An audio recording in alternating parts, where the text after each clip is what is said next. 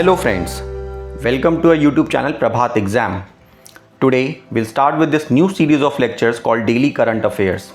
As the name suggests, in this series we will discuss with the important current affair topics on a daily basis from the UPSC Civil Services and other competitive exams point of view.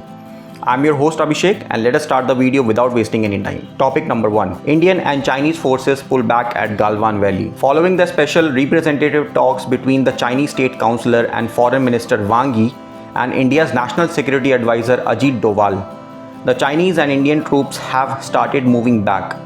The National Security Advisor or Ajit Doval is the senior most member of the National Security Council. Now you might ask, what is a National Security Council?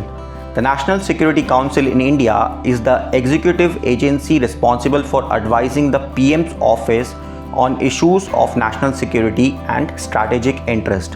Hence, it is a very important body. It was first established in 1998 by the government of Shri Atal Bihari Vajpayee. Brajesh Mishra served as the first National Security Advisor of the country. Ajit Doval is the current NSA and has the same rank as a Union Cabinet Minister. This question is very important from the point of view of polity. Now, coming back to the news. The troops at Galwan Valley have now moved back by more than 1 kilometer on their respective sides. That is, both the Indian and Chinese troops have moved back. This vacates a buffer zone between both the sides and hence reduces the chances of clash. The recent satellite images of Galwan Valley show that constructions on both the sides appear to have been dismantled. This is very important from the point of view of peace at the border. But at Pangong So Lake, where the Chinese troops had entered 8 km inside the LAC or line of actual control, that is also called the Finger 4 point, a marginal thinning of Chinese troops at the site has been recorded. All this disengagement comes after the meeting between Shri Ajit Doval and the Foreign Minister of China, Wang Yi. Topic number 2. In a significant achievement, the number of COVID-19 tests in the country has crossed the 10 million or the 1 crore milestone. Currently, there are 788 labs in the government sector and 317 private labs that are engaged in conducting COVID-19 tests across the country. Topic number 3. Ministry of Home Affairs permits conducting of examinations by universities and institutions. Ministry of Home Affairs, in a letter to Union Higher Education Secretary, has permitted the conduct of examination by universities and institutions. The final term examination are to be compulsorily conducted as per the UGC guidelines on examination and academic calendar for the universities and as per the standard operating procedure approved by the Union Ministry of Health and Family Welfare. The examinations will be conducting keeping in mind all the social distancing norms.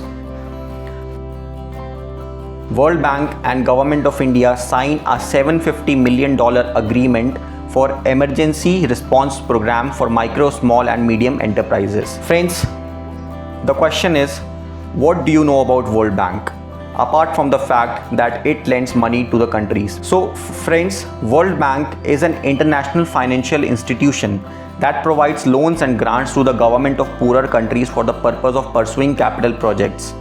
It comprises two institutions, IBRD or International Bank for Reconstruction and Development and the IDA or International Development Association.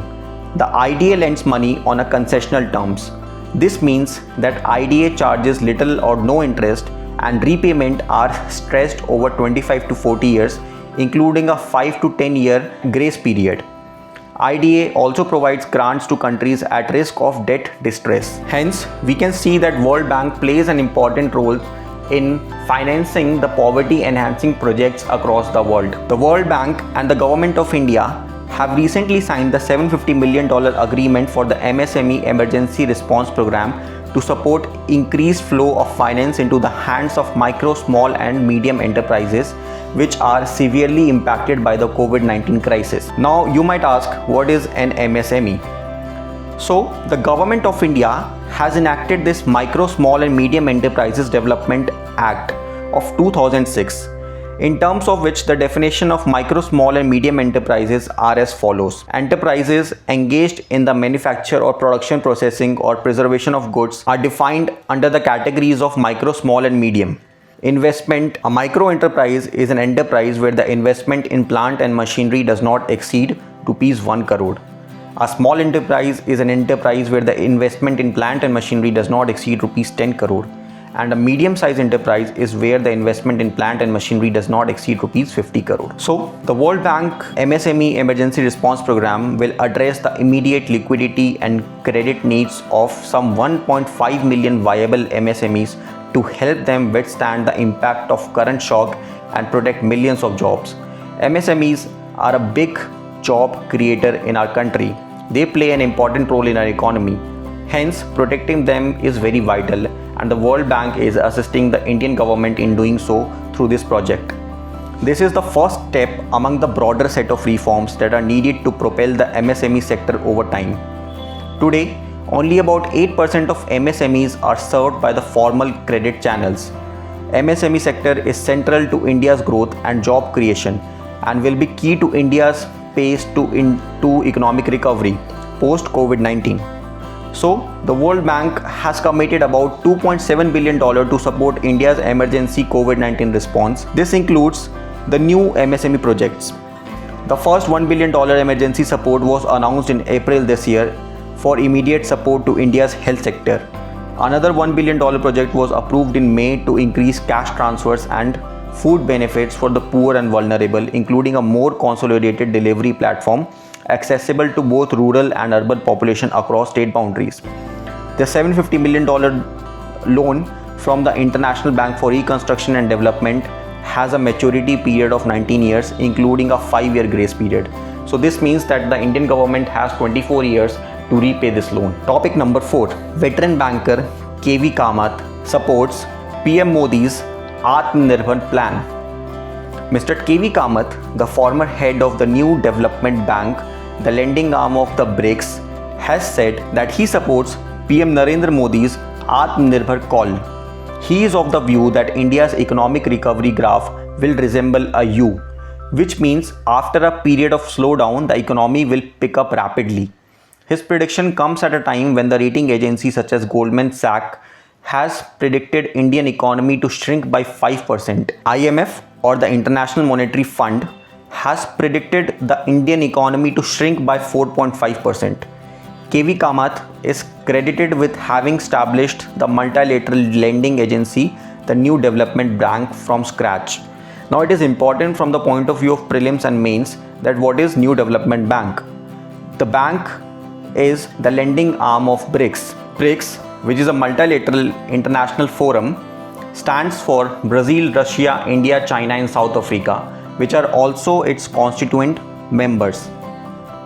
The New Development Bank of BRICS has shareholding from all the 5 BRICS countries. It has an initial subscribed capital of $50 billion and initial authorized capital of $100 billion.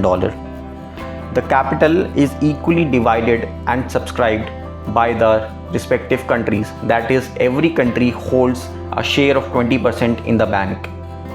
Topic number 5. WHO, or the World Health Organization, is reviewing the report of the 239 scientists who claim that coronavirus is an airborne disease. The WHO has been urged by the group of 239 scientists that it has to revise its guideline regarding coronavirus and declare it to be an airborne disease. The current guidelines of the WHO declare coronavirus not to be an airborne disease and declares that the aerosols of the virus settle down immediately. But the study conducted by the 239 scientists point otherwise. If the WHO revises its guidelines, then the countries around the world will have to revamp their strategy and work accordingly. Topic number 6. Face masks, hand sanitizers are no more essential items. On March 13, the Union Consumer Affairs Ministry had declared face masks and hand sanitizer as essential commodities for 100 days to boost supply and prevent hoarding of these items in its fight to check the spread of coronavirus. These two products were declared as essential items till June 30. We are not extending further as there is enough supply in the country. Consumer Affairs Secretary Leena Nandan told PTI. The Essential Commodities Act provides, in the interest of general public, for the control of production, supply and distribution of and trade and commerce in certain commodities. The law, which was passed in 1955 to essentially protect consumers from unreasonable and exploitative increases in prices of commodities in times of shortage, has been amended several times over the years and made more stringent. Under the Act, government can also fix the maximum retail price of any packaged product that it declares an essential commodity. Keeping in view the enough supply of masks and sanitizers across the country, the government has decided to declare it to be a non-essential item, which means that the manufacturers are free to export them to different countries and also fix the price that they seem viable. So friends, this will be it for today's videos. Stay tuned for more such videos where we will discuss the current affairs from the point of view of all important examinations. Try to make notes out of these current affairs. This will help you a long way in your examination preparations. And please don't forget to follow, share and subscribe our channel. Thank you.